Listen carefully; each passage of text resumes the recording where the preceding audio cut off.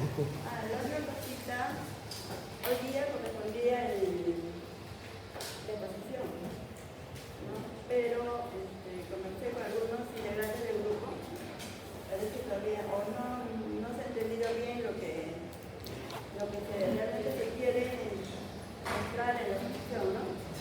Quisiera aclarar los temas o los puntos que deben tener en cuenta, ¿ya? Para la exposición de cada grupo. Ya se dijo de que, bueno, en cuanto a la parte oncológica, lo que es la parte de epidemiología, de clínica, de las neoplasias, la clasificación clínica, luego la detección y diagnóstico y los tumores así. Eso no importa, se puede tratar de libros, ¿no? De artículos, pero la parte que corresponde al tratamiento, a la técnica de tratamiento sobre todo, lo primero es lo más simple, es desde lo más simple hasta lo más complejo. 2D, 3D, PIMA, luego procedimientos, por ejemplo, en el sistema nervioso central. ¿Qué procedimientos tenemos? Que requieren mayor exactitud, ¿no? Hablamos de radiofrecuencia. La radiofrecuencia. O sea, el sistema nervioso central tiene que tratar todo. El tema es completo. Tratamiento con radiocirugía, con radioterapia también. Y si encuentran algo más, también tratamiento con protones. Entonces, tienen que, y aparte de eso, el tratamiento con radioterapia tiene que ser todo el proceso de forma ordenada. Lo primero es la parte del consultorio. El paciente primero ingresa al consultorio. ¿Cuál es el objetivo que el paciente vaya al consultorio? ¿Qué hace el médico de radioterapeuta? Luego, una vez que esté en el consultorio, ¿a dónde derivar al paciente? ¿Ya? Se le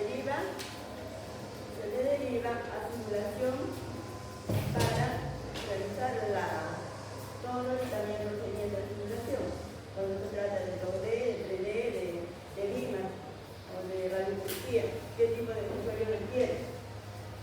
Ya, una vez que ya terminó el paciente en simulación, luego ya la etapa de contorneo de volumen.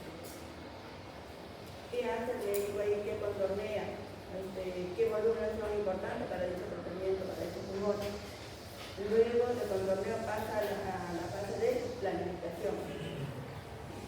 En planificación también, ¿cuál es el objetivo de la planificación? Luego de planificación recién va al tratamiento, ¿no? A la unidad de tratamiento. Entonces, tiene que hacerlo de forma ordenada cada secuencia. ¿Ya?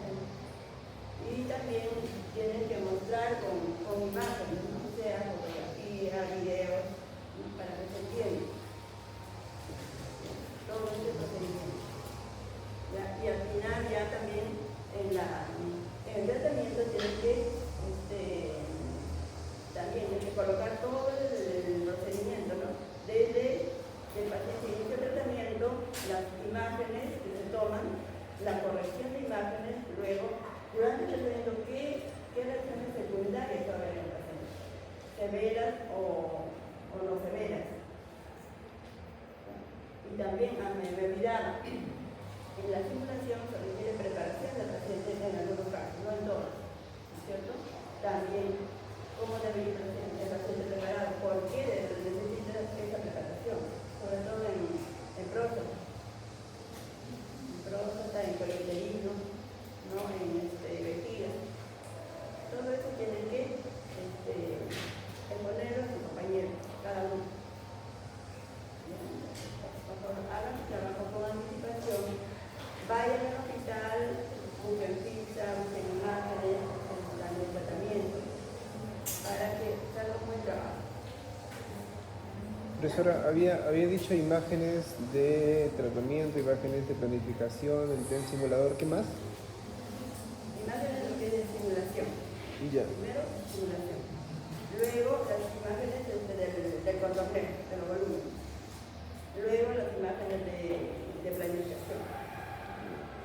Y después, en unidad de tratamiento, ¿no? Las imágenes que envían de planificación, la comparación de ambas, ¿no? La que se requiere. Aparte de esas imágenes, ¿qué más teníamos que poner? Había mencionado. ¿Qué más teníamos que colocar? Había mencionado.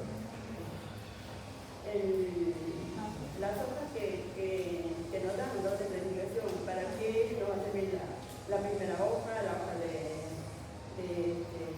simulación, la hoja de desplazamiento de tratamiento, ¿no? del isotac al isoférico. ¿Ya? ¿Hay alguna pregunta? Oye, no sabía, no lo he dicho. Entonces, ya está claro, ¿no? Tienen que ser lo completo, todo el lado. Sobre todo la parte de radioterapia. Y entonces hoy día vamos a ver un poco la parte de cómo se desarrolla la neoplastoidea. Ya todos tienen una visión de cómo un tumor maligno, una célula maligna desencadena una neoplasia. Vamos a de repente recordar para algunos lo que es una en primer lugar vamos a ver la carcinogenia. ¿Qué es la carcinogenia? Se entiende por carcinogenia. Ahí claramente, ¿no? Es la proliferación incontrolada de las células que degeneran a malignos. Esto puede ser por diferentes factores. Una célula puede desencadenar a una célula oncológica, una normal o oncológica, por diferentes factores. Pueden ser esos factores. Pueden ser hereditarios en algunos casos, como por ejemplo el cáncer de ovario, cáncer de mama, cáncer de próstata. Hay otros factores más también. Por hábitos, ¿no? Por hábitos de ingerir alcohol, por cigarrillos. Hay muchos factores que se mencionan, pero en sí no se sabe, ¿no? Cuál es el agente principal que puede dar origen a determinada neoplasia.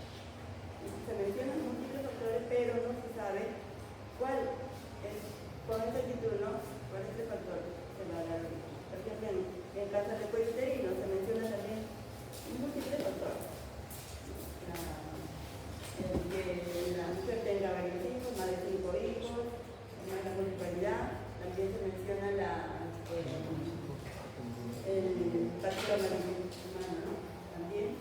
Después tener diferentes parejas sexuales, el aseo, no tiene buen aseo, o de repente ha sido practicada un aborto y no ha sido bien atendida.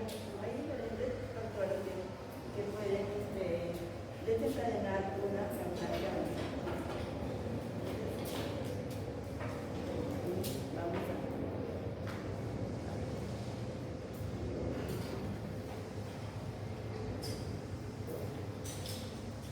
con el mouse.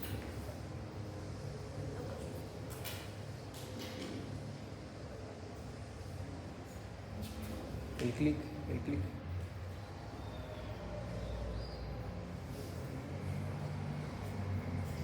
Escape, pon escape. Escape, nomás escape.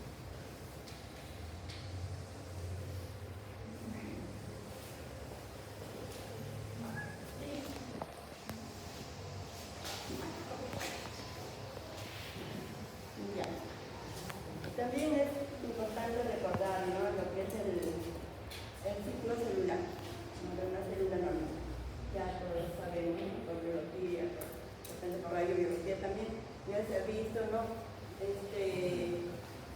Todo este proceso del ciclo celular. Bueno, en una célula normal. Como nosotros hablamos del ciclo celular, ¿no? Es un proceso, ¿no? Por la cual una célula va a dar lugar a dos células y todo este proceso que va a hacer.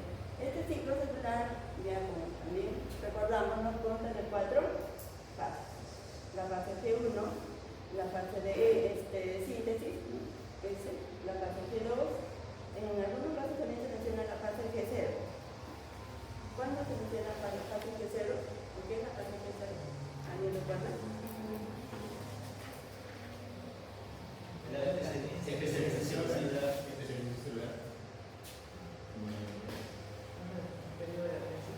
¿Cómo? Como un periodo de latencia. Esto va a suceder en qué tipo de células. Ya, por ejemplo, neuronas. Las neuronas no se dividen, no tienen entonces. Ya. ¿Cuánto dura todo este ciclo? Se dice aproximadamente 24 horas. En algunas, no en todas. ¿No? En algunas puede ser menos, en otras más, hasta meses. Los libros mencionan hasta meses, por ejemplo, los hepatocitos del hígado demoran bastante en este ciclo celular. Entonces, dura aproximadamente, hasta estamos mencionando aproximadamente 24 horas. Entonces, acá nos dice, el periodo comprendido entre el final de una mitosis y el principio de la siguiente se le llama interfase. O sea, interfase llamamos ¿a qué fase? A la fase G1S, G2. Esa es la interfase. Y la mitosis ya es aparte.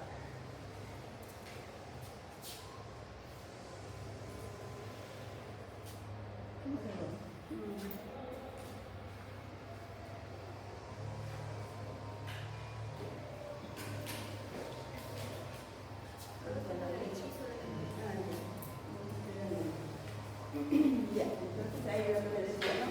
La interfase corresponde a la fase G1, fase S y fase G2. Es denominada la interfase. Cada una tiene su. Acá tenemos la fase G1. ¿Qué sucede en la fase G1? Esta fase también nos dice aproximadamente va a durar de 6 a 12 horas.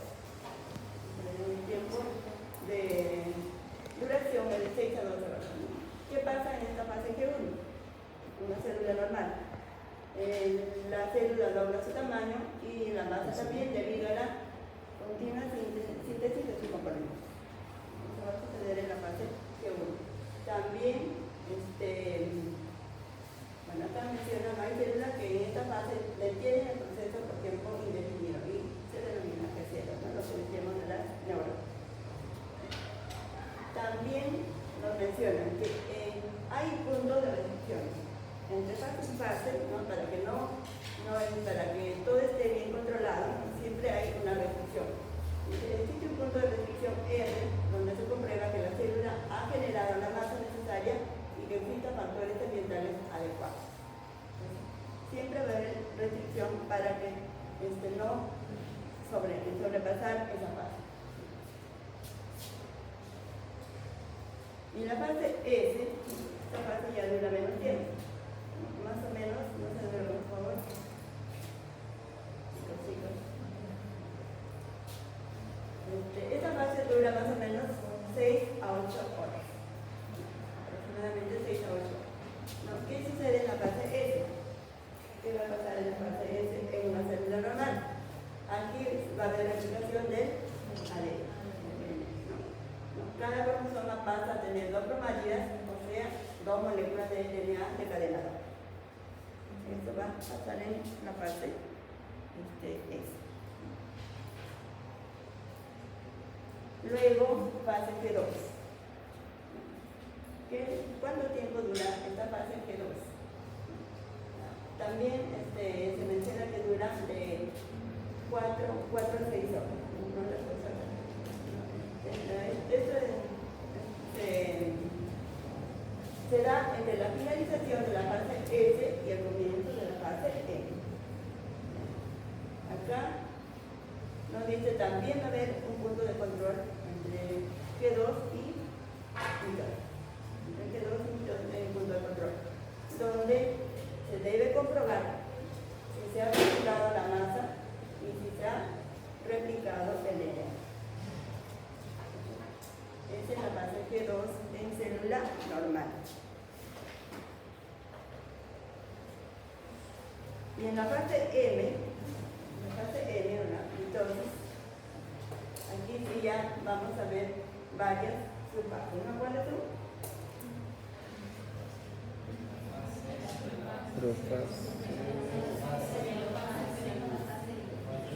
La profase, la metafase, la anafase, la telofase. También cada uno. Por ejemplo, en la profase. ¿Qué pasa en la profase? ¿Qué sucede en la profase? Condensación de cromosomas. Hay condensación de cromosomas. Los microtúbulos se organizan en dos cuerpos polares. Aquí va a desaparecer la membrana nuclear. Desaparece la membrana nuclear como lo vemos ahí en la imagen, ¿no? Y vemos aquí los cromosomas se condensan y los microtúbulos se organizan en dos cuerpos polares. Condensación de cromosomas. Y luego tenemos la metafase. La metafase tenemos, ¿no? Aquí los cromosomas se unen a microtúbulos formando una placa ecuatorial. También en esta subfase existe otro punto de control M, ¿no? Que permite seguir adelante si los cromosomas están alineados en el. Aquí vamos a continuar con la otra, que es la anafase. ¿Qué pasa en la anafase? Vamos a ver que las cromátidas hermanas se separan yendo cada una hacia un polo del centro, ¿no? Hacia un polo del centro, para que haya la división, la aparición de las dos células hijas. Aquí tenemos la telofase, la última, ¿no? La llegada a los extremos se denomina telofase, ¿no? La membrana nuclear vuelve a formarse y los cromosomas se descondensan. Aquí ya va a haber formación de las dos células. Entonces, eso va a suceder en una célula normal, cuando todo está funcionando muy bien. Pero cuando ya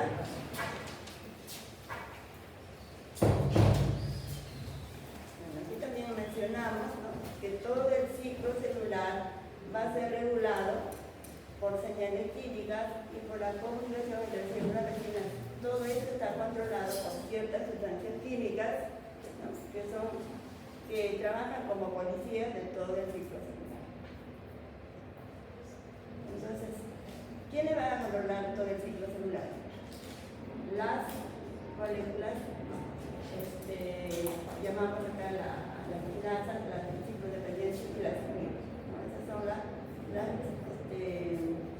moléculas que van a controlar todo el ciclo celular, todas las fases del ciclo. ¿Desde dónde lo controlan? Desde el núcleo celular. Desde el núcleo celular. Aquí vamos a mencionar algunos elementos que intervienen en este control de las bases. Tenemos, por ejemplo, el FTM, ¿no?, factor promotor de la evolución. Esto incluye la KDC y disciplinas que desencadenan la progresión del ciclo celular. También mencionamos la P53, ¿no?, que es una proteína que va a bloquear el ciclo celular si el ADN está dañado. Si el daño es severo, ¿no?, esta proteína puede causar apoptosis. Pero si no es tan severo, ¿qué pasaría? ¿El daño no es tan severo?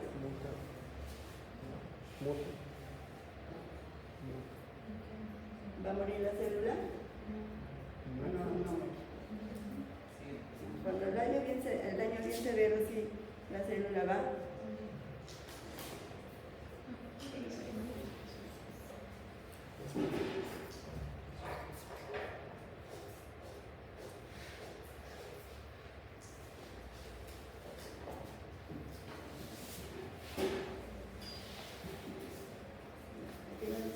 los niveles de P53 están incrementados en células dañadas.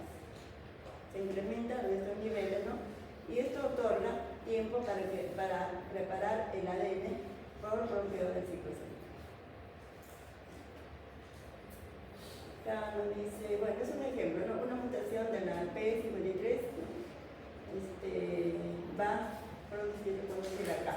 En caso, por ejemplo, mencionamos el síndrome de Lynch, donde un defecto genético en la P53 que conduce a una alta frecuencia de cáncer en los individuos afectados.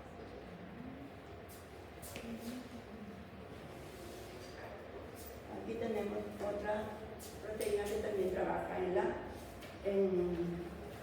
cada control, ¿no? de las bases del ciclo celular. Tenemos la ciclina D. Acá nos dice está indicada en la regulación del punto de restricción. Funciona como un sensor de la presencia de los motores de crecimiento. Su síntesis en las células es inducida por eso, pero es disminuida por factores inhibidores de la proliferación. Entonces, esa es otra proteína que trabaja como controlando, ¿no? la fase del ciclo. También vamos a ver complejos formados por los dos tipos de ciclinas, también B1 y B2, y la quinasa. También estos trabajan en el control del ciclo celular, ¿no? Estas moléculas controlan el estado del DNA celular ubicado en la fase C.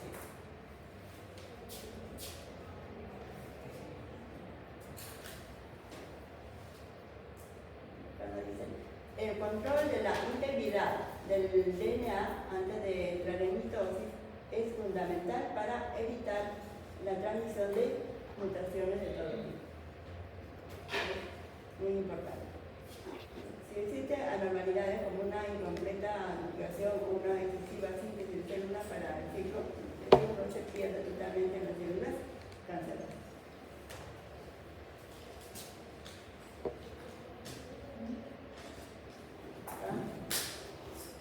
Regulación del punto M. Acá en el punto M es un punto de control durante la transición de metafase a anafase en la mitosis. Asegura que no hay errores en la formación del uso cromático o en alineamiento de los cromosomas en la placa ecuatorial y se produzca un reparto igualitario de cromosomas entre las dos células hijas. Y acá, como una resumiendo ya, para observar, ¿no? dónde se ocurren los chequeos o los controles. Acá me dice el primer punto de control va a ser después de la G1 y antes de la fase de síntesis. Aquí, que se va a controlar el tamaño celular, los daños en el material genético. El control en el punto 2. Luego de la G2, antes de la fase que debe pasar en esta fase, duplicación de todo el material genético, del tamaño celular, daños en material genético. Y al control en el punto 3, aquí esto va a ocurrir luego de la profase, pero antes de la anafase. Los cromosomas deben estar adheridos al impulso mitótico. Entonces todo este control debe haber, ¿no? en una célula normal. Ya, nos vemos, chicos. Acá están ya. ¿Qué pierden? Están soñando.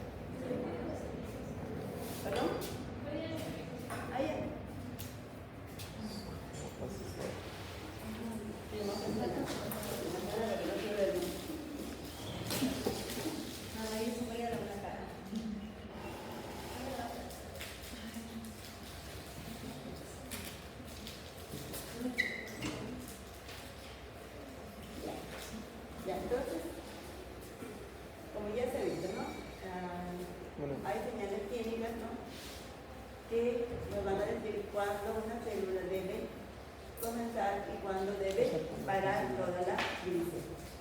Las señales químicas que llaman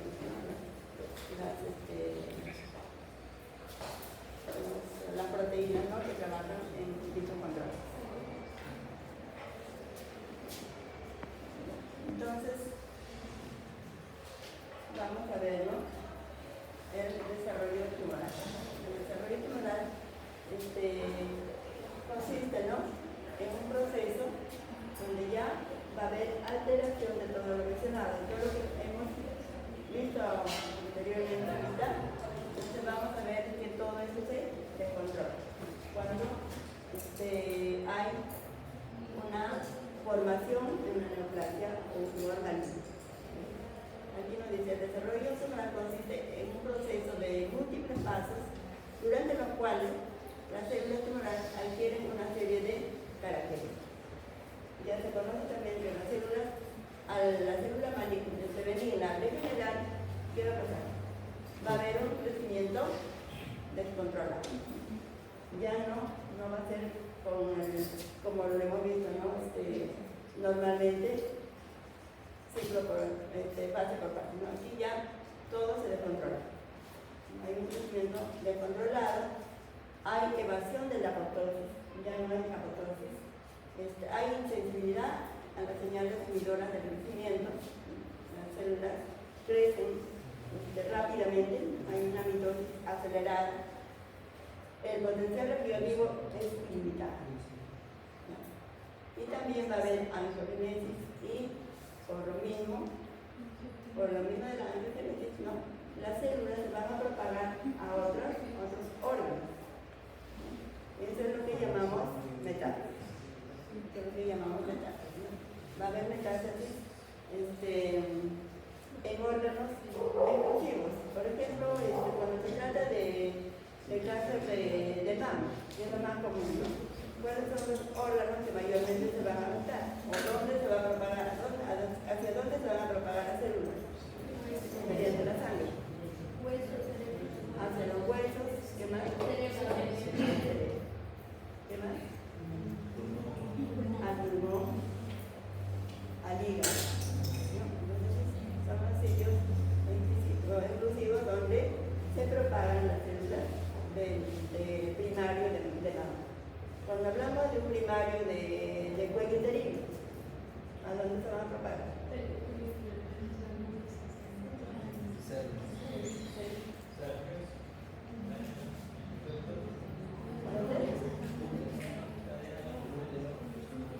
Primero se van a propagar por los ganglios linfáticos, a la garganta. Siempre se propagan en la garganta. Luego, también, ¿qué más? A la vejiga, y después a hueso también. Pero hoy sí, no se ve mucho, ¿no? Mayormente se propagan a través de los ganglios linfáticos. Todo esto ya va a ver cuando hay una degeneración de la célula benigna, de una célula normal. Entonces aquí vamos a ver también cuando ocurre ¿qué pasa cuando una célula en una homeostasis, ¿no?, donde la célula funciona normalmente? ¿Está? El protocogen trabaja muy bien, igual el gen supresor, y no ocurre nada, todo está trabajando bien. Pero cuando hay una mutación del protocogen, ¿no?, entonces ya ahí va a haber la degeneración de la célula. El protocogen, cuando sufre una mutación, entonces se transforma en ¿qué? En un compuesto. Y ya va a dar lugar a la degeneración mayor. Y acá cuando el gen supresor también es mutado, tampoco ya va a trabajar, ya no va a frenar, ya no va a cumplir su trabajo. Entonces igualmente, ¿no?, va a haber una formación de neoplasia, de un tumor. Todo esto va a suceder cuando hay una degeneración maligna, ¿no? Lo de arriba es lo normal. ¿Qué es un oncógeno? Entendemos por oncógeno.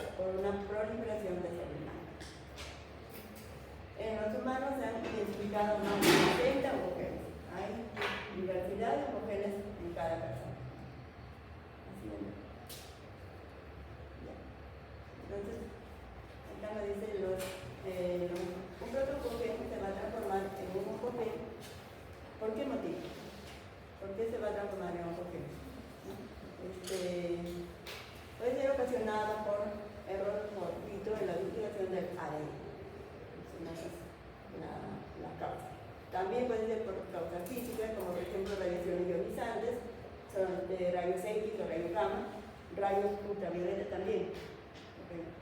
Causas químicas, ¿no? Carcinógenos como el tabaco, también causas biológicas como los virus oncogénicos, ¿no? Algunas sustancias químicas también. Por eso esto puede dar lugar, ¿no? a esta mutación. También puede ser por fallo en algunos de los mecanismos de reparación del ADN, por remodelación de la cromatina, ¿no? Cambios epigenéticos. Por todas esas causas puede, ¿no? Ocurrir, ¿no? Que el protongo que se transforma en y el gen supresor tumoral. Acá nos dice, un gen supresor tumoral es un gen que reduce la probabilidad de que una célula es un organismo multicelular, se transforme en una célula cancerígena. Entonces, este gen supresor, ¿no? Va a reducir la probabilidad de que una célula en un organismo multicelular se transforme en una célula cancerígena. Se encuentra en las células normales, generalmente inhiben la proliferación celular excesiva. Los genes supresores de tumores intervienen en el proceso tumoral y sus mutaciones que los afectan. Funciones de los productos de los genes supresores de tumores. ¿Qué funciones cumplen, ¿no? Estos productos de los genes supresores? Inhiben la producción de las células a través del ciclo celular, haciendo que las células entren en apoptosis, manteniendo la estabilidad del genoma, ¿no? Replicación, reparación y segregación.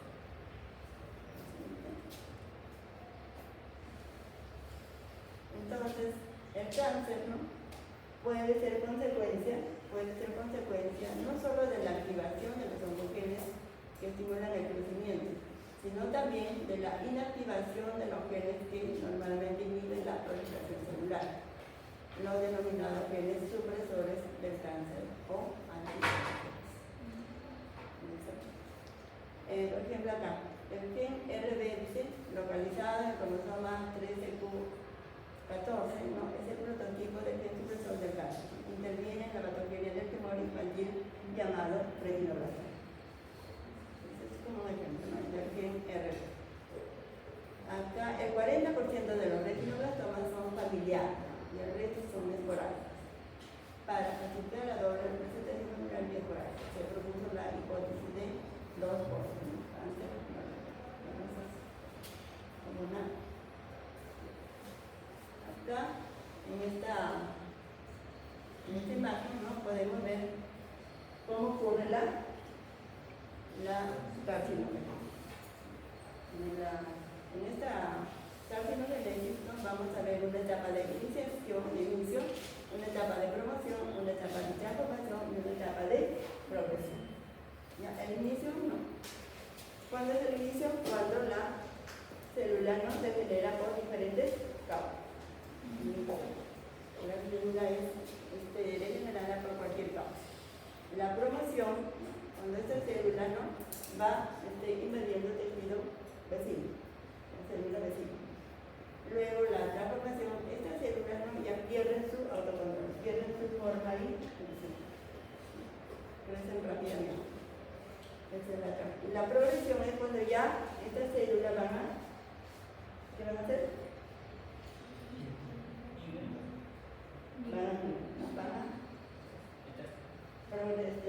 Propagarse, ¿no? Propagarse hacia otros órganos, la metástasis.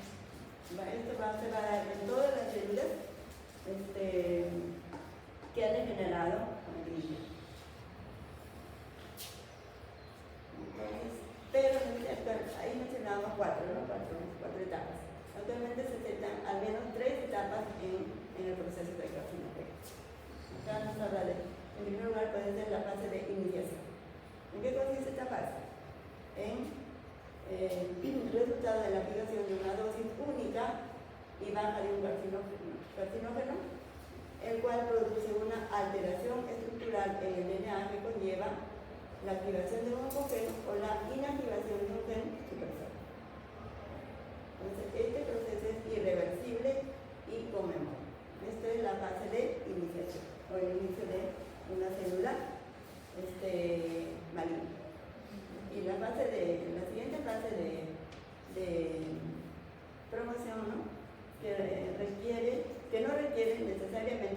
prevención al agente carcinógeno, pero sí a un segundo agente denominado promotor. Existe dosis umbral y respuesta máxima. Se caracteriza por la expansión de la población iniciada y es reversible. Se desencadena por el estímulo del receptor de membrana. Esta es la segunda fase de promoción, ¿no? Cuando la célula ya pierde todo su autocontrol, pierde son monstruosas, células, ¿no?, de forma irregular. Y la tercera etapa, ¿no?, la progresión tumoral, ¿no? La neoplasia ya establecida adquiere propiedades que conllevan mayor malignidad, como la capacidad de diseminar a distancia o la resistencia a fármacos, ¿no? Probablemente por la acumulación de nuevas mutaciones de DNA. Acá estamos mencionando tres etapas. En el cuadrito de la imagen hemos visto 4. Aquí también para hablar de un carcinógeno completo, ¿no? ¿Qué es un carcinógeno completo? Es aquel, ¿no?, capaz de realizar todas las etapas de la carcinogénesis, o sea, desde la iniciación hasta la progresión. Hace todo completo, ¿no? Pero algunos carcinógenos completos, ¿no?, a dosis bajas puede que solo actúe como iniciador, solo inicia la degeneración, ¿no?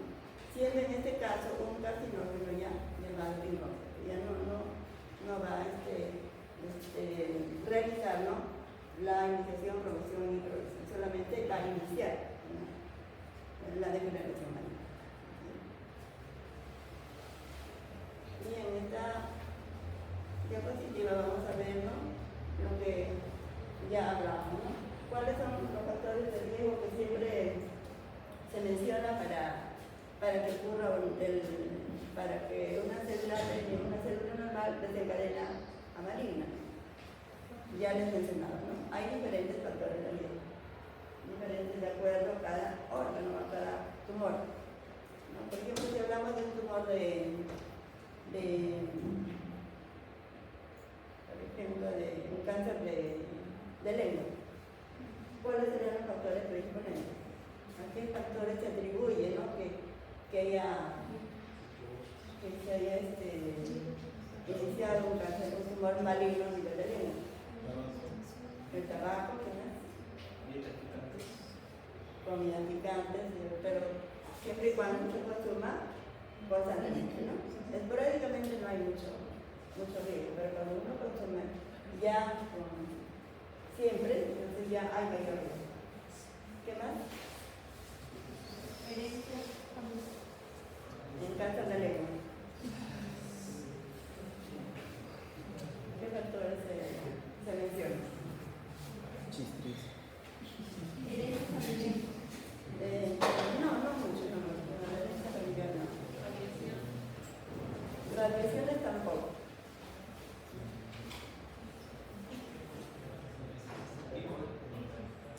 ¿Perdón? Resfrío.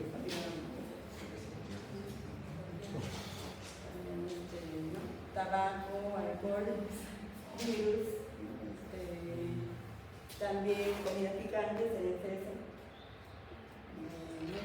condimentos también, consumir constantemente condimentos, igualmente comidas chatarras también pueden dar mayor probabilidad de tener una neoplasia a nivel de riesgo. Por ejemplo, en caso de ¿cuáles son los factores? ¿Qué factores de herencia animal? Hormonal, puede ser hormonal. ¿El tabaco? No, tabaco no. Tabaco no.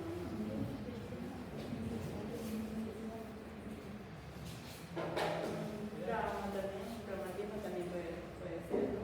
O también algunos tumores, muchas veces hay jóvenes, ¿no?, mujeres jovencitas de 17, 18 años tienen quistes, tienen algunos tumores benignos, se los opera, pero a la larga pueden alimentar.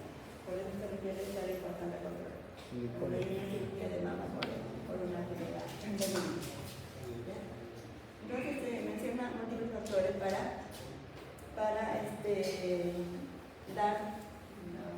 da como consecuencia una hemorragia maligna. La dieta, ¿no? La edad, también la edad. Hay tumores que se da en determinada edad. Por ejemplo, en niños, si hablamos de niños, ¿qué tipo de tumores tenemos? Leucemias. ¿Cuáles son los tumores pediátricos? Ependimomas. ¿Qué más? Hay bastantes tumores pediátricos. Tumor de Willy. ¿Qué más?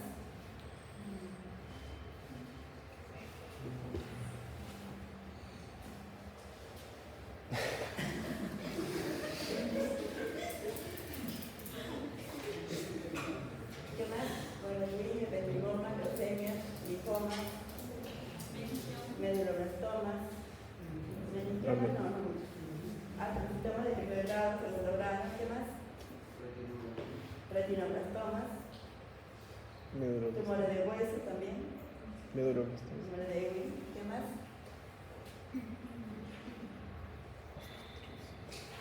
¿Algo más?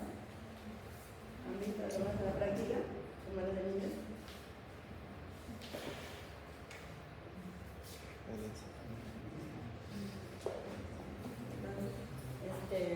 Ya. ¿Por qué hablamos de jóvenes? Ahora dice, ¿qué tipo de tumores se dan en jóvenes? En varones, por ejemplo. En jóvenes se da. No. Linfomas, ¿qué más? Testicular. Seminomas. Hay bastante, gracias. A nivel del testículo, en jóvenes. Los órganos testiculares. Detectar a tiempo, ¿no? Porque muchas veces ya es demasiado grande y hay que extirpar rápido.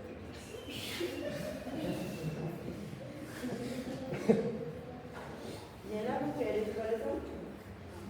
¿Cuáles son las mujeres jóvenes? No, no tanto.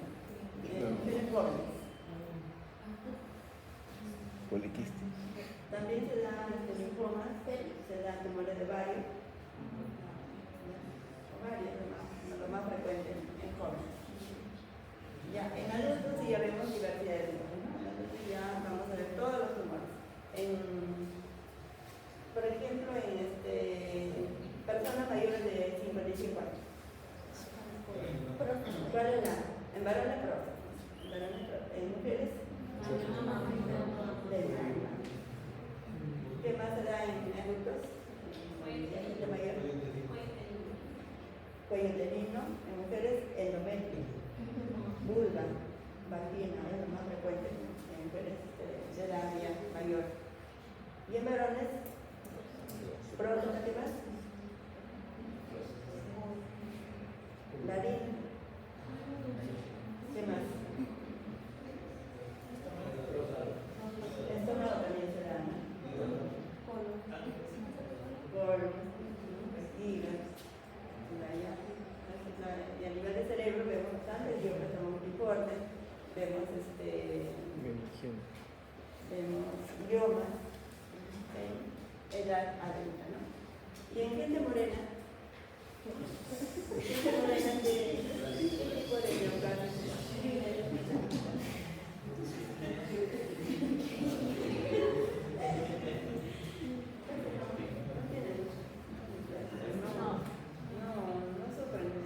Los blancos sufren. Los de morena. Pocos pacientes que nosotros vemos, ¿no? Las estadísticas no se ve mucha población de morena, ¿no? Que tengan ese tipo de enfermedades. Negros. Y de tez blanca, ¿qué tipo de enfermedades? De piel, melanomas. También por radiación, neoplasia por radiación. Un factor de influencia la radiación. Por ejemplo, ustedes que van a trabajar radiaciones, la mayoría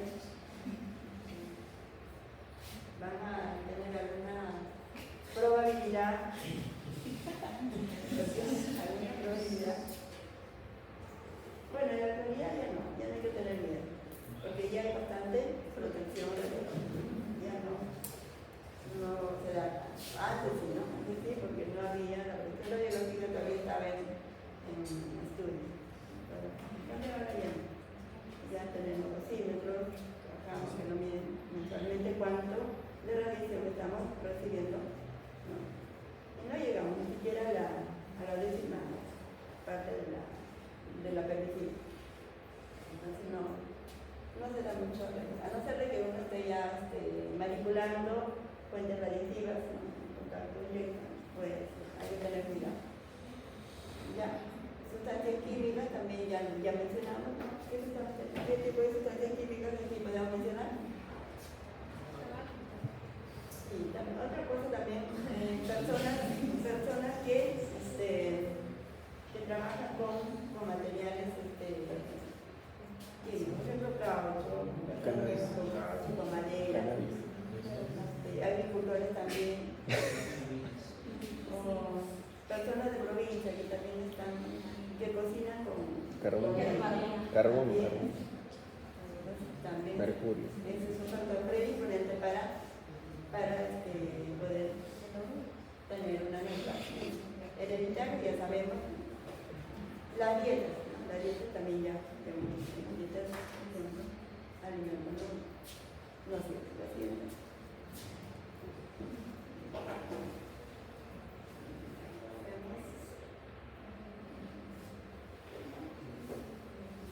Acá hablamos de factores ambientales, ¿no?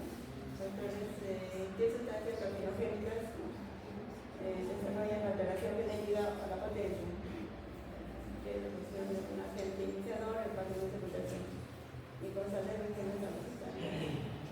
Porque yo no esté constantemente, ¿no? Expuesto a algunos factores que pueden desencadenar neoplasia. La siguiente. La carcinogénesis química, ¿no? También hablamos de compuestos químicos responsables del 5% de los tumores de la población general y al 30% entre trabajadores que lo manipulan. Los tumores inducidos por sustancias químicas se caracterizan por presentar un bajo común. La carcinogénesis química, física, perdón. Lo que ya decíamos, ¿no? Los médicos radiólogos sí, ¿no? Había bastante neoplasia maligna en médicos radiólogos. ¿Por qué? ¿Por qué creen que había pasado eso?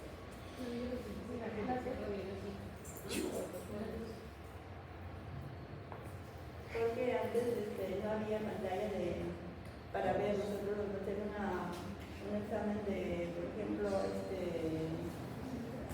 un examen de estómago. Ahora los médicos ven una pantalla, lo visualizan ahí. Pero antes se trabajaba con fluoroscopía. Entonces el médico movía el aparato y se estaba irradiando. Por eso se veía, ¿no? También la mayor incidencia en zonas de catástrofes nucleares, ¿no? La mayor incidencia en tumores de piel en personas expuestas al sol. Acá mencionamos por accidentes nucleares, ¿no? Ahí sí se ha visto bastantes tumores malignos, ¿no? Porque esa población recibió demasiada radiación. Así abierto. La siguiente. Acá vemos, se habla de radiaciones ionizantes, ¿no? Por ejemplo, ¿cuáles son las radiaciones ionizantes, ¿no? Que emiten, las fuentes radiactivas que emiten radiaciones? Acá hablamos del gas radón. ¿El gas radón por quién es emitido? ¿Quién emite el gas radón? ¿Qué fuente radiactiva? ¿Quién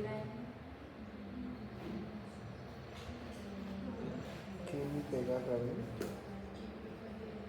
¿Qué fuente radiactiva emite el gas radón?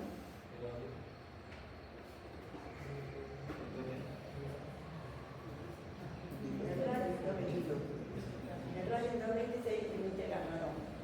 Entonces, esto era muy masivo para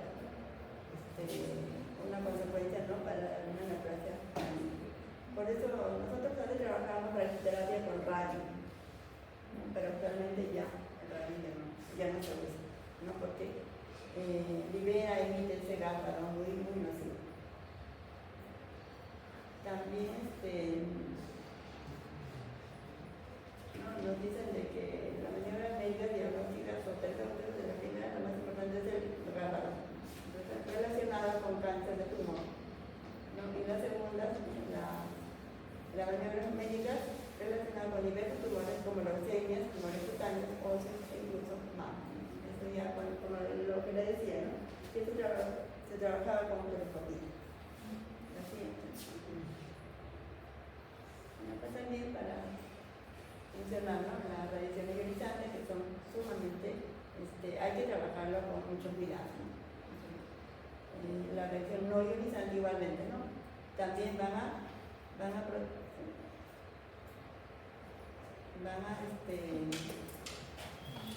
el exponerse a los rayos ultravioleta, por ejemplo, radiación de baja energía, puede conllevar a una neoplasia a nivel de piel, también es nocivo. Se menciona lo que es la radiación ultravioleta, también puede dar, es un agente cancerígeno, que puede dar un cáncer cutáneo. Esto se da bastante, nos dicen en España, ¿no? Porque la gente se pone bastante al sol, puede dar una neoplasia a nivel de piel. Y también, sobre todo, porque las personas son de tez blanca. Se da mayormente en personas de tez blanca, el cáncer de piel. La siguiente.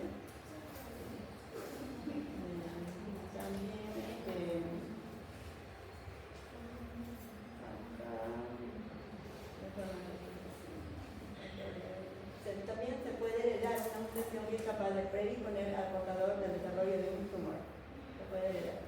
Se puede heredar una capacidad disminuida para reparar los daños que normalmente se producen en el DNA. Así existen enfermedades que se heredan en forma recesiva.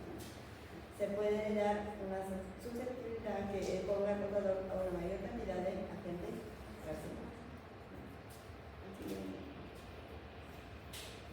Aquí para mencionarlo, cómo se va a desarrollar la angiogenesis, ¿no? O sea, el tumor, la célula cancerosa, cuando se va a propagar por la sangre, previamente se ocurre la angiogenesis,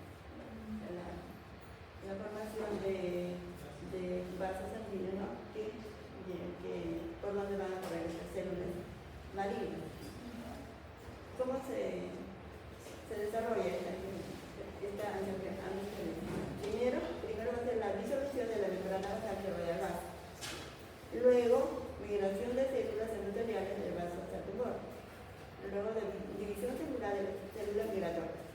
Elongación de los nuevos vasos inmaduros. Formación de redes vasculares y canalización. Y luego, maduración de los componentes de la membrana basal con asentamiento de pericitis.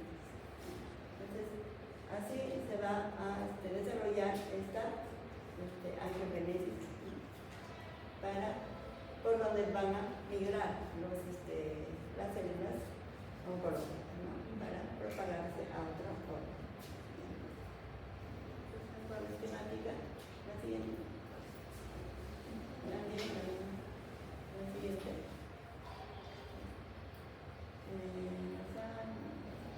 Produce la metástasis.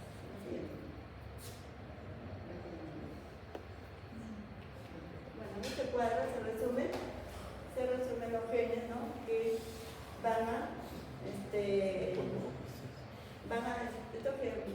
estos genes se van a producir, ¿no? Estas neoplasias, por ejemplo, del gen LB1, su localización y qué tipo de tumores va a dar, ¿no? La generación de este gen, qué tipo de tumores va a dar en las personas. Del LB1, por ejemplo, lo dicen, se va a ser consecuencia de los retinoblastomas, osteosarcoma, leucemia, pulmón, cáncer de pulmón, cáncer a nivel de mama y ovario. Si hablamos de otro gen, por ejemplo, en carcinoma de colon, el gen DST produce, ¿no? este tipo de tumor. Si hablamos de mama, también, ¿no? El gen BRCA. O sea, cada tumor maligno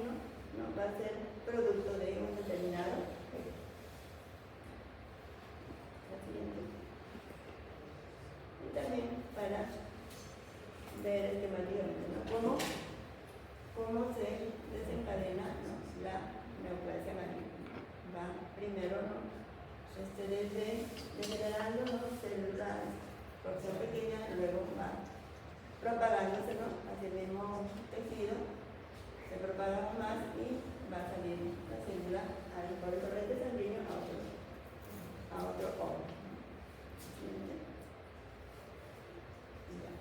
Los tipos de neoplasia maligna, ya también conocemos, ¿no? Hay neoplasias malignas y neoplasias benignas. ¿Cuáles son las características de las neoplasias malignas? Ya la conocemos también. Estas neoplasias se van a extender o propagar a los tejidos circulares. Las neoplasias generalmente presentan una capa. Ahí tendrán las neoplasias benignas. Ya, neoplasia benigna. Estas siempre van a presentar una capa. No van a ser invasivas, pero sí, después de un periodo largo de tiempo, sí pueden crecer y pueden caer. Pero es en un tiempo más largo. Sus células que conforman este tumor son bien diferenciadas. ¿Qué entendemos que son bien diferenciadas? Tiene una función específica que no puede volver al proceso de mitosis, lo cual no puede tener una función definida. Otro comentario. Una célula bien diferenciada.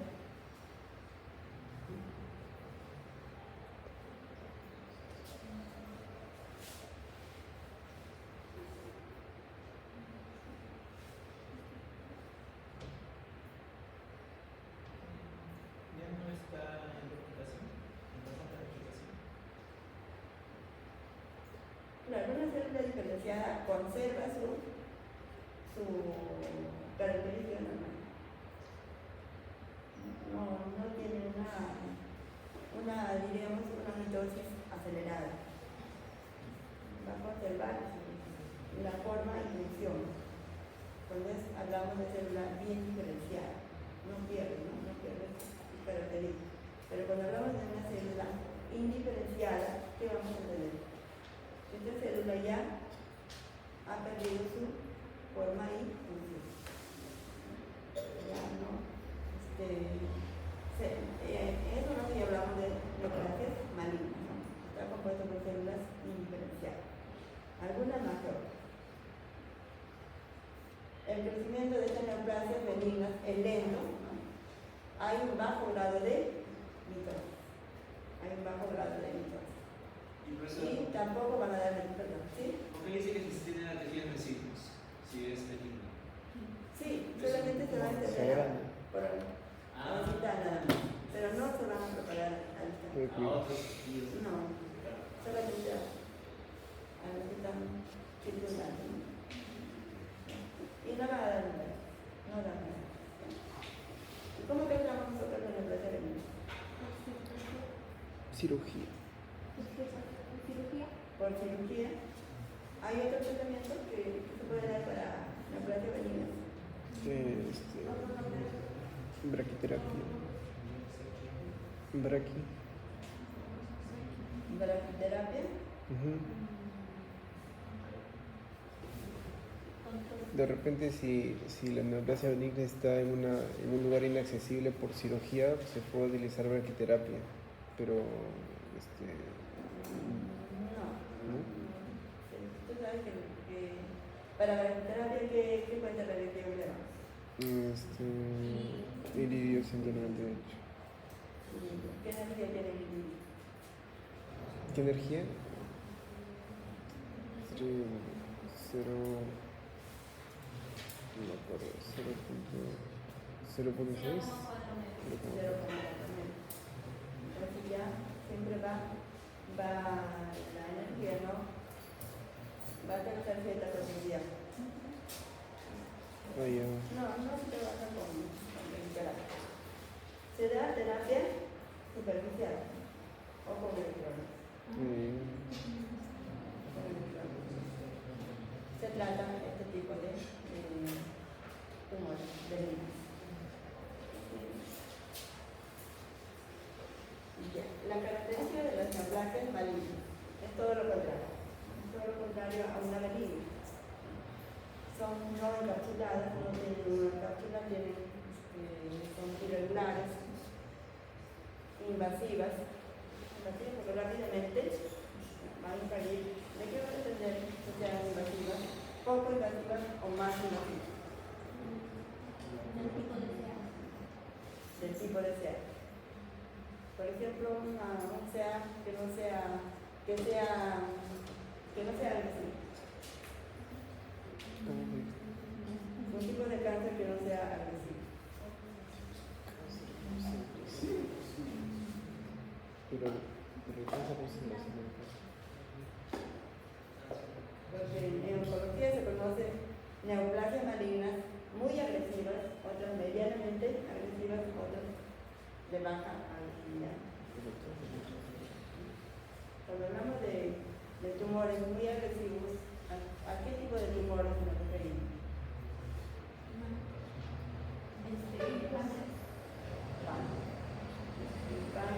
El páncreas es sumamente agresivo. ¿Qué más?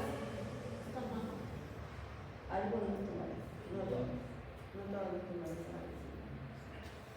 ¿Qué más? El cerebro. ¿Cuáles son? El cerebro.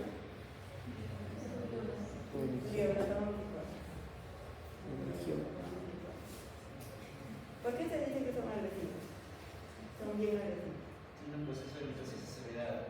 Tienen proceso de mitosis. Una gran reproducción celular. Por lo tanto, se diría que tienen buen pronóstico. No, ¿no es cierto?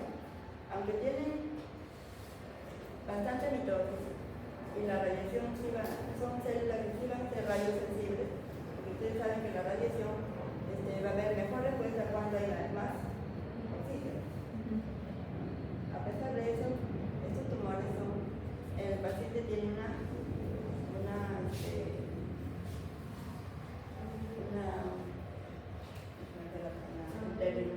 un pronóstico de vida ya muy corto, porque es demasiado, tiene un tumor que crece muy rápido, invade órganos a nivel de cerebro, estructuras, y complica mucho. Entonces los pacientes no sobreviven mucho tiempo.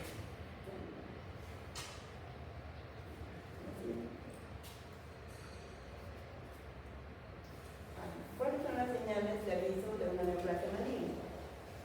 ¿Qué signos, qué síntomas va a presentar el paciente cuando puede tratarse de un cáncer? ¿Qué sintomatología vamos a ver en una persona? Que ustedes tienen familiares, ¿no? Le consultan, tengo esto. Puede ser una neoplasia, el inicio de una neoplasia. Va a depender del órgano comprometido. Por ejemplo, si se trata de intestino, ¿no? ¿Qué vamos a ver en el paciente? De colon. Mayormente se da cáncer a nivel de colon. El intestino delgado es bien raro, no vemos mucho cáncer de intestino delgado. Mayormente vemos colon, recto y ano. ¿Qué tipo de sangrado? Va a haber un sangrado. Primero un sangrado leve, pero si no hay tratamiento, ya esto se va a hacer de mayor. Bueno, no. También cuando si se trata de herida, por ejemplo, que no cicatrizan, ¿a qué puede deber?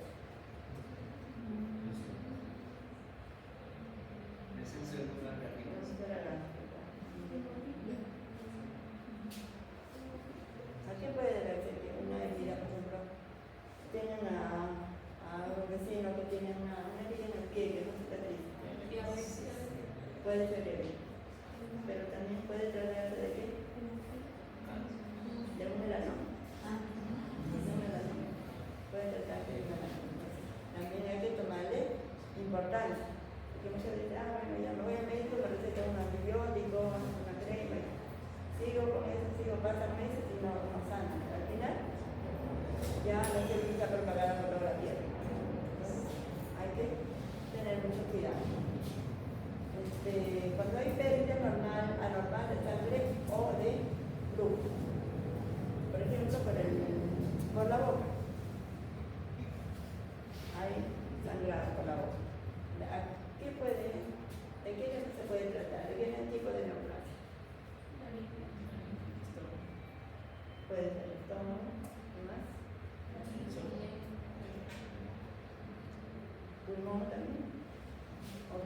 es una TBC.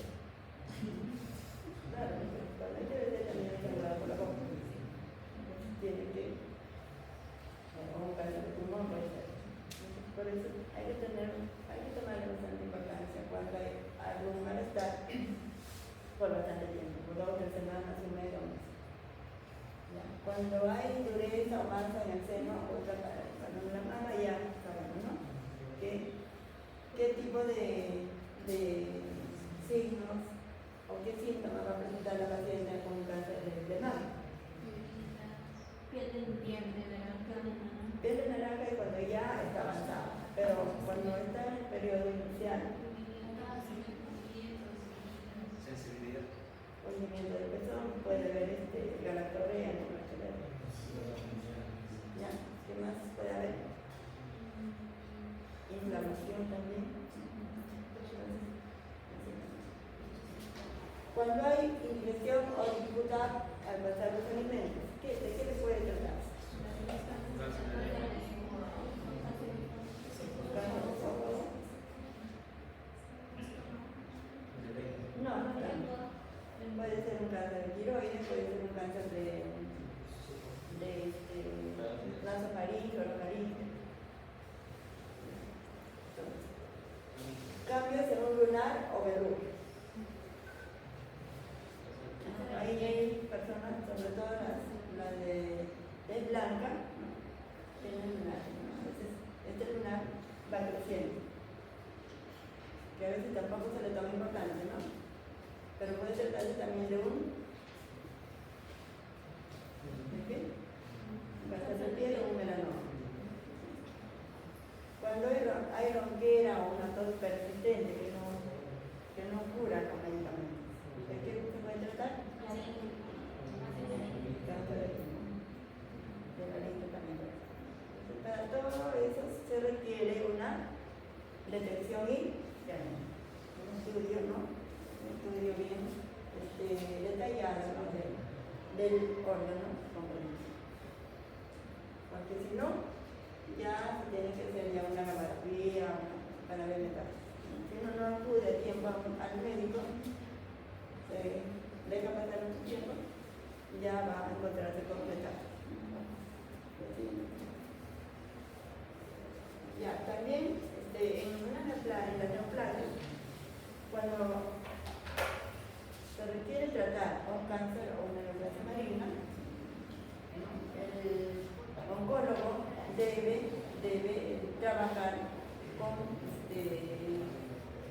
una clasificación de dicha neoplasia.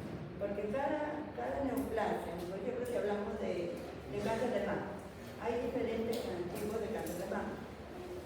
Hay linfoma mamal a nivel de mama, hay cáncer ductal, lombrial, hay diferentes tumores de mama.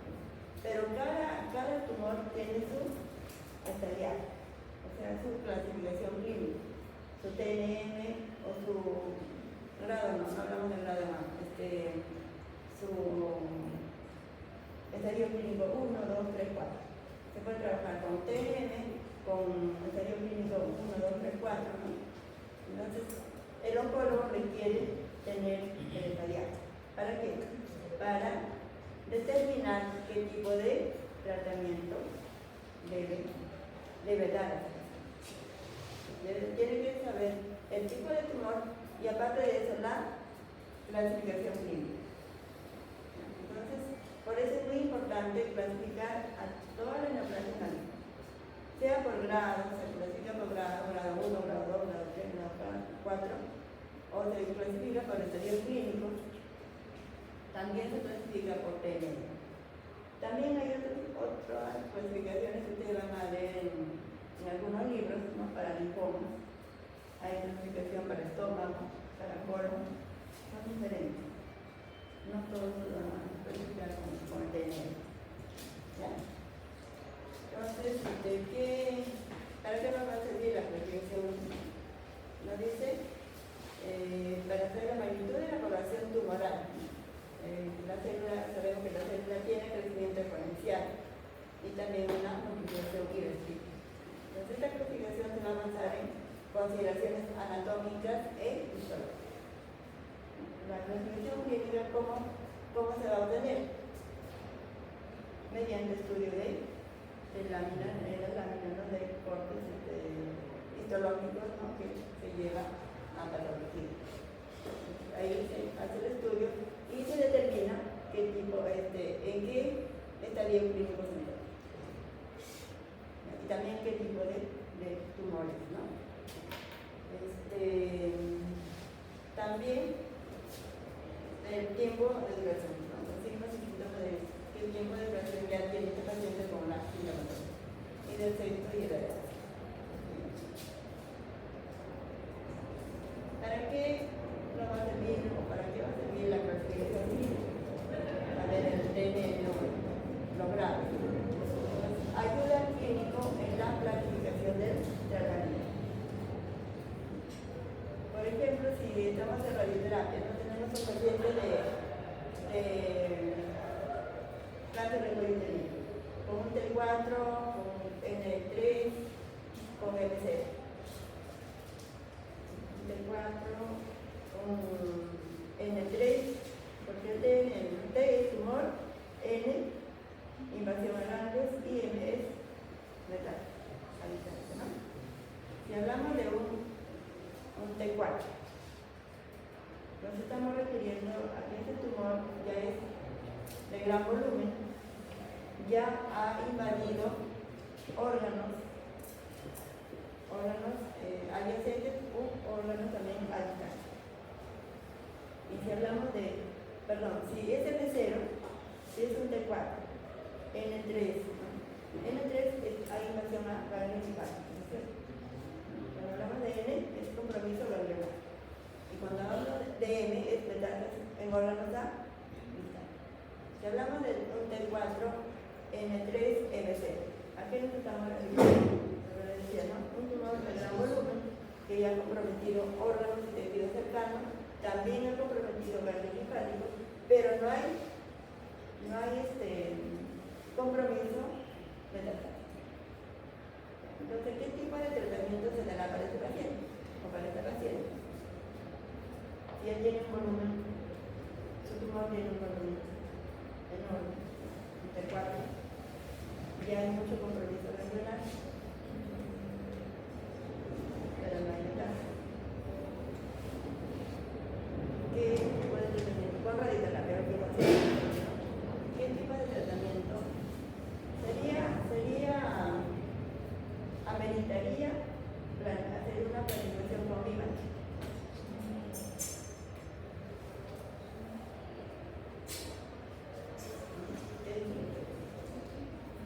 ¿Se trataría mediante la técnica VIVA o IVARTE?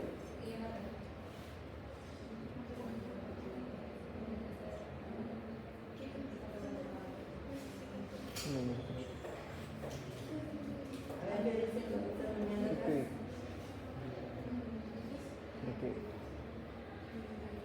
¿Aplicaríamos VIVA?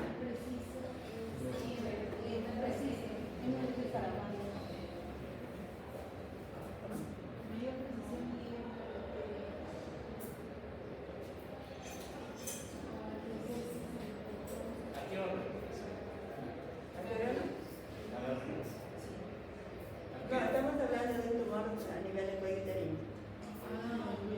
T4, N3, N0. Cuando hablamos de T4 es ya un volumen ya mayor a 6 centímetros.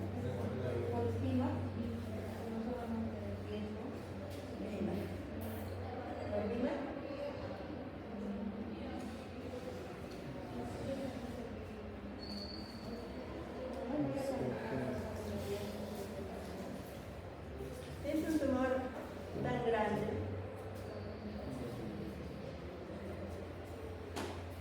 tendría que ser una simulación, una planificación, un torneo, luego tomar imágenes, ya la paciente se la muere.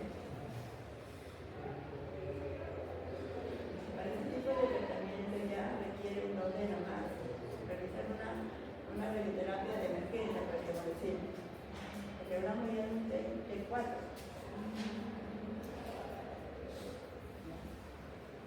Un BIM así amerita ya, cuando hablamos de ensayos clínicos, 1, 2, con los tumores no es tan grande, no hay mucho compromiso ganglionar. Pero cuando ya hablamos de T4, ya es un tratamiento sumamente paliativo, con hipofraccionamiento.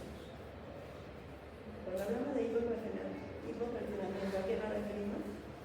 Cortas dosis. A mayor dosis y pocas sesiones. Cortas sesiones. Cortas sesiones con ANDA. Por ejemplo, ¿cuántas sesiones? Sí. 5 sesiones. Son 5 sesiones, ¿no? En la tarde. Entonces, con eso se trabajaría para tumores, ¿no? De estadio clínico avanzado. Hablamos de estadio clínico 4 o un T4. Entonces, ya. Por ejemplo, si nosotros tenemos una paciente con cáncer de mama, Profesora, ¿en ese BRT es para hipofraccionamiento? sí, es un único pero es único. Pero será más que todo para tumores que están en órganos en movimiento, que se mueven, un órgano que se mueve involuntariamente, por ejemplo, un pulmón, sangre. Eso será ese órgano.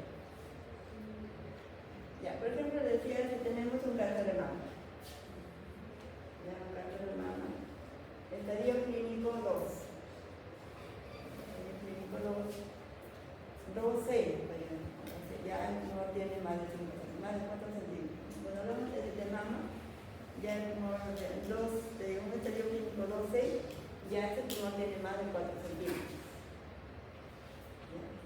Pero se trata de un tipo de tumor agresivo. Cuando ya la paciente ya de repente ya va a tener una metástasis cerebral.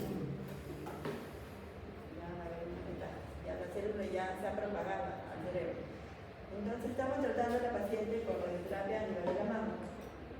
Pero la paciente refiere que tiene mareo, tiene náuseas, vómitos, mucho dolor de cabeza y se le detecta una metástasis en el cerebro.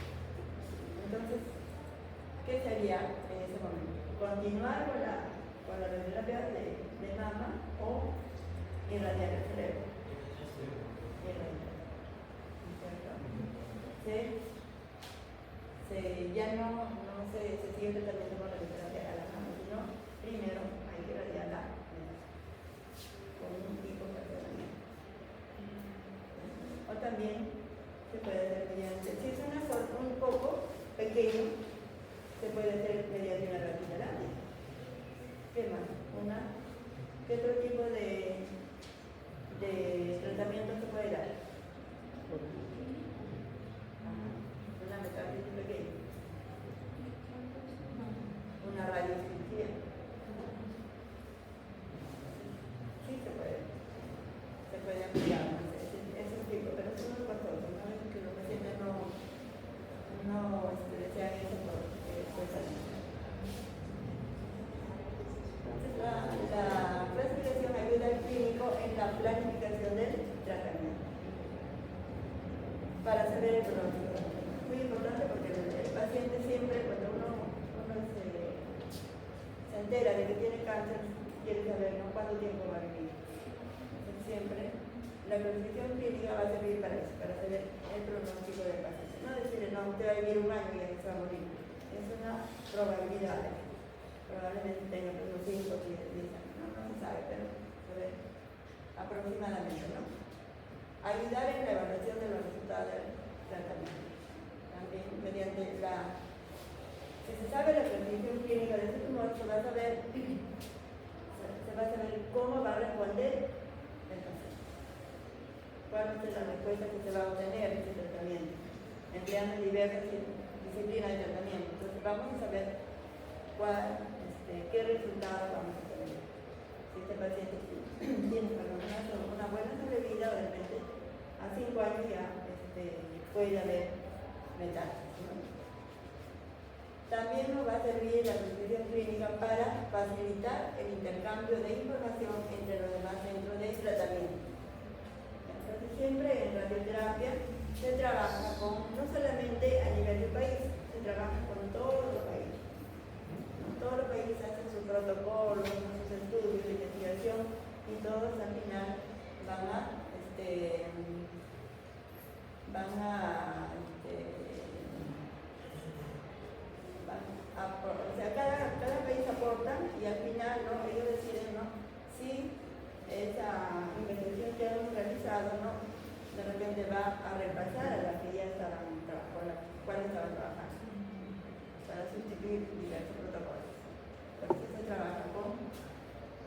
mundial, ¿no? Con todos los genes. La transmisión contribuye a la investigación contra. En oncología siempre se basa en investigación. Siempre se estudia, ¿no? Los pacientes que fallecen con cáncer, los pacientes que tienen cáncer, siempre está en estudio con cáncer. Aquí, ¿no? Para mencionarles también a lo que les hablaba, ¿no? El sistema TM. El T es para ver la extensión del tumor primario, N es para ver la extensión hacia los ganglios linfáticos, ¿no? Por ejemplo, lo que decíamos, cuello uterino. Se va a nivel renal, los primeros ganglios linfáticos que van a ser comprometidos son los ganglios pélvicos. Una vez que se propagan por los ganglios pélvicos, van a propagar por los paraórticos y después por los ganglios del cuello. Por eso, cuando ustedes ven, ¿no? La licenciada Benita tiene compromiso ganglionar. Entonces, pásame el Wimborne. Pásame el accesorio Wimborne. ¿Por qué el Wimborne? Ya, porque yo requiero que mi paciente, como tiene compromiso a nivel de ganglios paraórticos, entonces yo, de todas maneras, mi paciente tiene que estar con los brazos. No puede estar con los brazos. Porque voy a ir a los brazos. Por eso tenemos que tener ese criterio, ¿no? Leer la historia clínica, ver si hay compromiso de ganglios paraórticos, si hay compromiso a nivel de cuello, de ganglios del cuello. Varias veces se ve bastante de que las pacientes de cuello uterino van con nódulos a nivel de cuello. Es un compromiso ganglionar de una propagación de cuello, de útero. Para extensión del tumor primario, ¿no? Vamos a estudiar el volumen del tumor primario. El volumen se va a estudiar desde volúmenes muy, muy pequeños, incipientes, hasta volúmenes mayores. Por ejemplo, si hablamos del T1 en el cuello uterino, el mismo ejemplo del cuello uterino. Si hablamos de un T1, decimos que este tumor del útero, más o menos va a tener una medida de menos de medio centímetro. El T1A, el tumor viene menos de medio centímetro. Entonces, cuando hablamos de un T1A, ahí automáticamente no hay compromiso de ganglios linfáticos. Cuando ya hablamos de un T2A, ya hay una probabilidad de que pueda haber compromiso ganglionar. Pero ya cuando hablamos de T3A, ya hay también probabilidad de que estas células malignas se hayan propagado a otros órganos. O sea, ya se tiene la sospecha de que haya metástasis alta cuando se habla de un T3. Y extensión de las enfermedades de los ganglios linfáticos regionales. Igual, N se va a subdividir en N1, N2, N3, N4. N1 cuando solamente hay compromiso de un lado del ganglio linfático. N2 ya esa propagación regional va a ir al otro lado izquierdo. Primero se propaga para el lado derecho y luego izquierdo. Entonces, de esa manera no se va a hacer estudios de propagación a nivel de ganglios linfáticos. Y M0, cuando ustedes ven en el tratamiento M0, es que todavía no se ha detectado compromiso en habitantes. Pero cuando ya es N1, ya la metástasis ha sido ya tiene metástasis. Entonces, a estos componentes se les agrega, o sea, a TNM, agregamos números para indicar la extensión de la enfermedad de la siguiente manera. Hay T0, T1, T2, T3, T4. Esto va a medir el volumen del Igual, N0, que no hay compromiso en el renal, N1 ya hay compromiso de, por ejemplo, en mama, puede haber 3 ganglios comprometidos. Cuando hablamos de N1, cuando ya hablamos de N2, ya hay más de 3 ganglios comprometidos. Y así sucesivamente. Cuando hablamos de N3, no hay compromiso, N4 no hay compromiso. M y N más sencillo, ¿no? M0 que no hay compromiso a distancia y N1 que ya hay compromiso. Ya se están viendo todos. Profesora, N1 hay 3 ganglios comprometidos. Sí, N1. Y- N1 es por eso en mama primero cuando es un tumor muy pequeño, menos de medio centímetro, a la paciente le hacen ese procedimiento de ganglios pineros. Entonces ahí detectan si hay más de 3. Más de 3 ganglios comprometidos ya. N2 es 6, ¿así? ¿De 3 en 3? ¿O cómo? No necesariamente. Hay, Ya, de acuerdo a lo hay,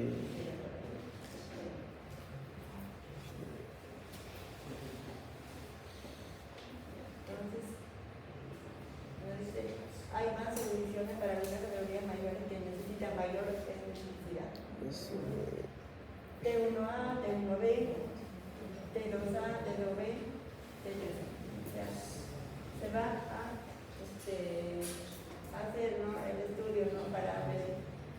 ¿Y qué significa A y B? eso es lo que iba a preguntar. Por ejemplo, hablamos de cuello uterino, hablamos de un T1, en la medida del tumor. A, si ya sobresale la capa basal. La capa basal. Sí. Y B, si ya está llegando a tejido muscular. Entonces, de esa manera, por eso es A, B, C. También en estadio clínico hay 1A, 1B, 1C. De acuerdo a lo que vaya comprometiendo tejido u otra estructura que vaya comprometiendo. ¿Por qué no he puesto ahí el C? ¿O es algo aparte? ¿Perdón? ¿Por qué no he puesto ahí el C? ¿O es algo aparte? Estadio clínico. Ajá. ¿Por qué no he puesto eso? No. Como le he puesto para que algo general. Ey, Pero eso de estadio clínico, eso sí lo van a hacer ustedes cuando ya expongan, ¿no? Cuando hablen de clasificación clínica, ustedes tienen que hablar de estadio clínico. Ya, de cada tumor. Ya, esto es en forma general, ¿no? Otra manera también de catalogar los tumores malignos va a ser de acuerdo a la diferenciación. Este es el cerebro. Ya lo he repetido varias veces. El cerebro, tumores bien diferenciados hasta tumores indiferenciados. Y ahí, para poder diferenciar, ¿no?, cuando se habla de otros. Por ejemplo, aquí también por ejemplo, en un cáncer de próstata, hablan de T in situ. T in situ es una lesión tumoral que es tan pequeñita que muchas veces no se detecta, ¿no? Pero se habla ya de un T in situ cuando ya, podríamos decir que cuando se genera la célula y es llamada una displasia. Lo llaman displasia. Displasia es cuando no es cáncer, pero ya pero eso sí va a ir creciendo. Está recién en una etapa, diríamos, de transformación. La célula. Es un tejido, es un tumor tan pequeñito que se puede también erradicar con una cirugía. Y la curación es de un 99%. Tan pequeño, tejido. O sea, el tratamiento parece un tejido, es la cirugía. Se erradica ese volumen pequeñito y ya, nada más. No se da quimioterapia, radioterapia. También hablamos de T1, hablamos de T1, ¿dónde está T1A? T1, Te amo, me dice. sí, T1, T2A, revés. O sea, ella va, está catalogándose de acuerdo al tamaño de esa lesión. Esta clasificación es para próstata. Y así, como ven, la clasificación para próstata vamos a ver también para otros tumores en los diferentes órganos. Profesora, ¿qué significaba el TIS? ¿Por qué dice TIS? Inciso. Ah, Tumor inciso. o incipiente, muy pequeñito. Que no pasa la micosis.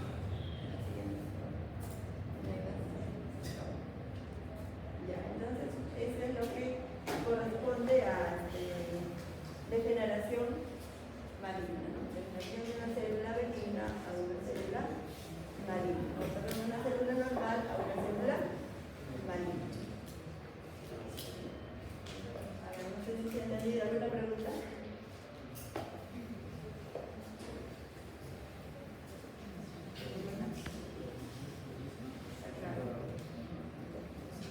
Entonces la otra semana, también corresponde al examen, pero como no hemos hecho la parte del sistema nervioso, entonces